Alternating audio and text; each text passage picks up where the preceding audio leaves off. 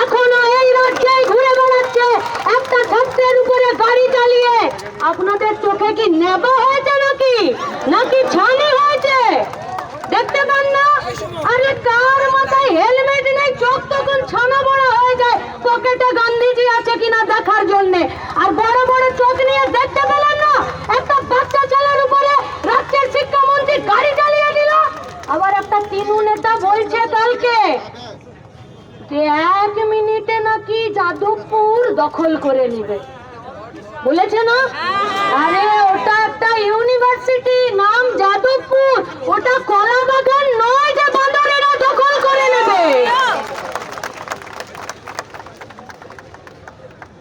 গণতান্ত্রিকতা, মানবিকতা, নমনীয়তা এবং সরকারের দায়িত্বশীলতা প্রমাণ করে আন্দোলনের মাধ্যম পর্যায়ে কি হবে। দীর্ঘদিন ধরে পশ্চিমবঙ্গের কলেজ ক্যাম্পাসে, ইউনিভার্সিটিতে, স্কুল পরিচালন সমিতিতে নির্বাচন নেই। কেন নেই কেউ জানে না, অজ্ঞাত কারণ। ওর জবাব দিতে হবে না রাজ্যের শিক্ষামন্ত্রীকে? নাকি তিনি শুধু বলেই খালাস যে বেশ করেছি, নিজের দলের ছেলেপুলেদেরকে চাকরি দিয়েছি? মাগনা নাকি? বানের চলে এসেছে চাকরিগুলো?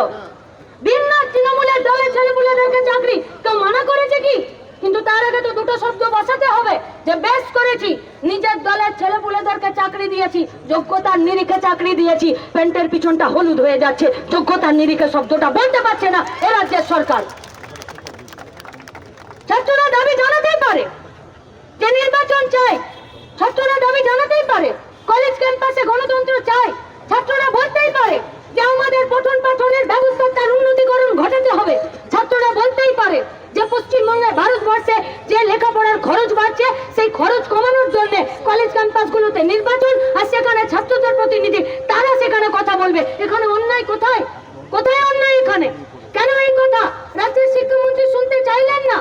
যদি সরকার মানবিক হতো, সরকার দায়িত্বশীল হতো, সরকার নমনীয় হতো এবং সরকার গণতান্ত্রিক হতো, তাহলে সরকার ছাত্রদেরকে ডেকে কথা শুনতো। 34 বছরে এরকম হয়নি। ছাত্ররা দাবি করেছে আর সরকার কথা